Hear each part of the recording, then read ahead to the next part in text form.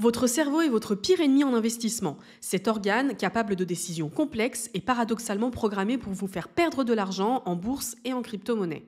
Pendant que votre cortex préfrontal tente de raisonner logiquement, votre cerveau émotionnel prend silencieusement le contrôle lors de chaque décision, en particulier lorsque les marchés tremblent. Cette bataille neurologique inconsciente engendre des comportements irrationnels qui séparent en fin de compte les gagnants des perdants.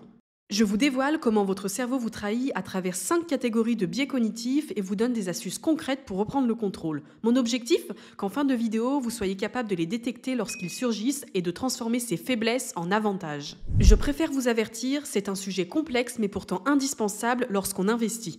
Le simple fait d'être conscient que ces biais existent réduira déjà leur impact sur vous. J'ai fait de mon mieux pour simplifier et rendre la vidéo accessible, mais si ce sujet vous intéresse autant que moi, dites-le moi en commentaire et j'approfondirai chaque biais dans de futures vidéos. Mais avant, bienvenue à ceux qui rejoignent l'aventure Finance Labs. Nous sommes déjà 600 sur la chaîne et je vous remercie pour le soutien que vous m'apportez dans mes débuts sur YouTube. Dans les années 60, certains économistes comme Eugène Fama défendaient l'hypothèse des marchés efficients. Ils supposaient que les investisseurs étaient parfaitement rationnels en négligeant totalement le côté psychologique. Tout a changé dans les années 70 lorsque Kahneman et Tversky ont démontré que nos biais cognitifs influençaient drastiquement le cours des marchés. Le premier, l'un des plus puissants, est l'aversion aux pertes. Regardons ce graphique qui illustre de manière simple ce phénomène. Sur l'axe horizontal se trouvent nos gains et pertes, et sur l'axe vertical, l'intensité de nos émotions ressenties. Un raisonnement logique pourrait supposer qu'une perte de 1000 € fait autant de mal qu'un gain de 1000 € fait de bien. En réalité, notre cerveau fonctionne tout autrement. Perdre 1000 € nous fait souffrir 2 fois plus que gagner 1000 € nous procure de plaisir. Il s'agit de l'aversion aux pertes. Cette dissymétrie émotionnelle génère 2 comportements irrationnels majeurs comme vendre trop tôt une position gagnante pour sécuriser un petit gain et conserver trop longtemps une position perdante dans l'espoir qu'elle remonte. Ces 2 réactions forment ensemble ce qu'on appelle le biais de disposition. Il impacte directement nos performances car c'est exactement l'inverse de ce qu'il faut faire, à savoir maintenir nos positions gagnantes et couper nos pertes. Une étude menée par Terence Odin sur 10 000 investisseurs a démontré qu'ils vendaient leurs positions gagnantes 50% plus souvent que leurs perdantes. Cette tendance rejoint l'erreur courante du pas vendu, pas perdu, une croyance totalement illogique car que vous ayez vendu ou non, la valeur réelle de votre investissement a bien diminué.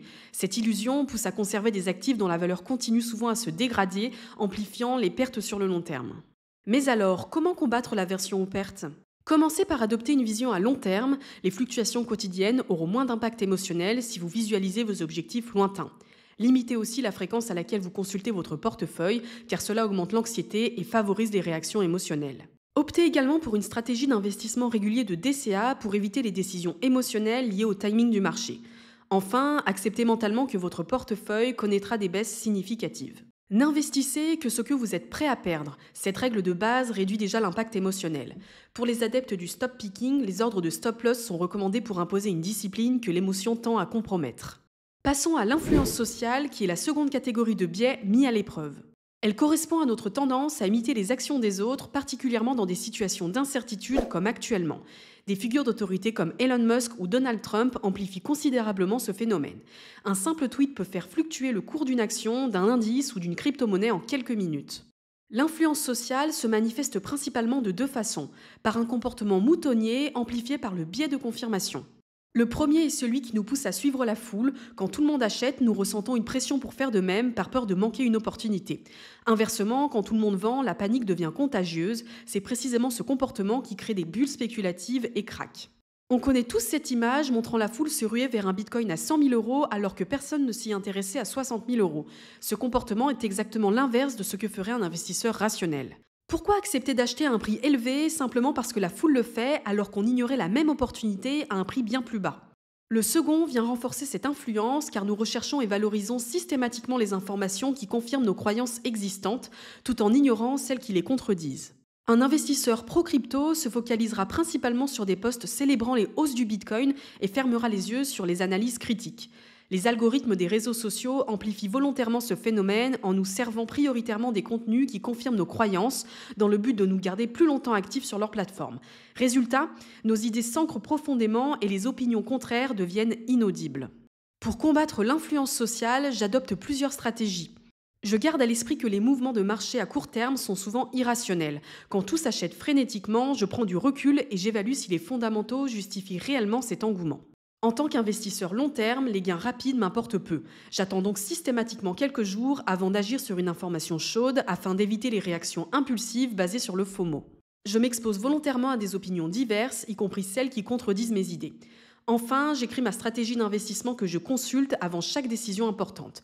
Quelques notes concises sur mon smartphone suffisent amplement. Ce guide personnel me maintient aligné sur mes objectifs à long terme quand la pression sociale tente de m'en détourner.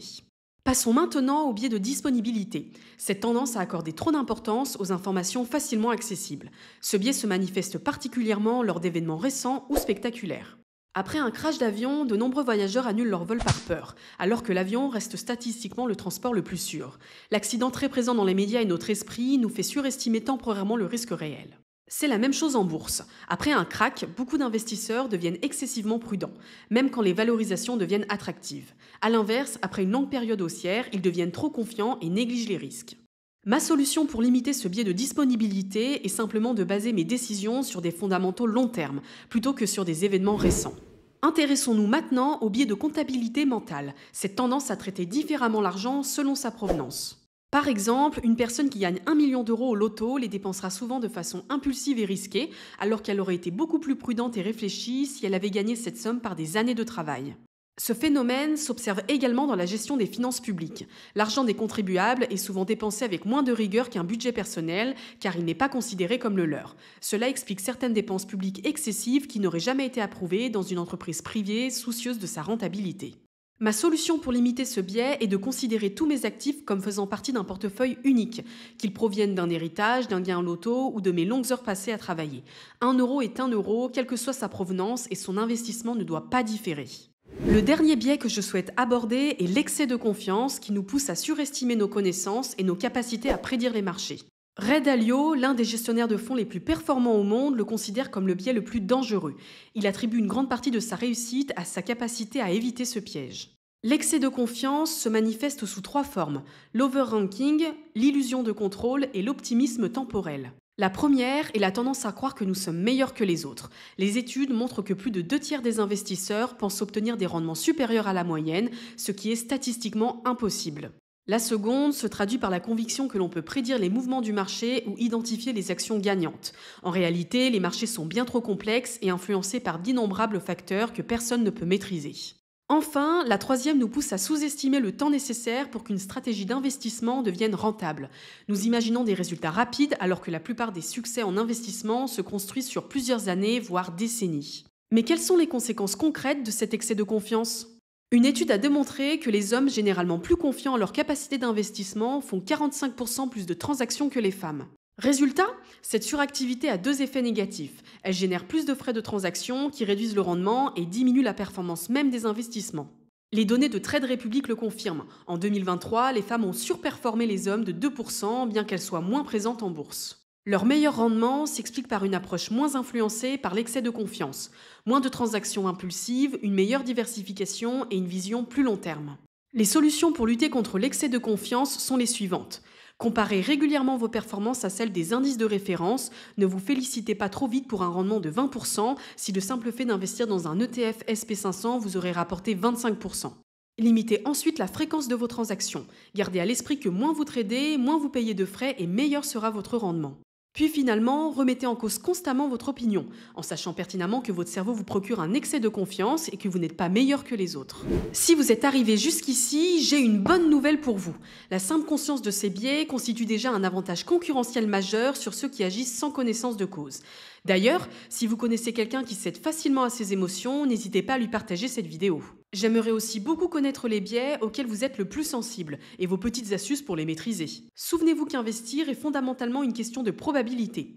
Pas besoin d'avoir raison tout le temps. La moitié du temps suffit pour s'enrichir, sachant que les marchés sont historiquement haussiers sur le long terme. Vous voilà maintenant réconcilié avec votre cerveau qui peut devenir votre allié le plus précieux dans votre parcours d'investisseur.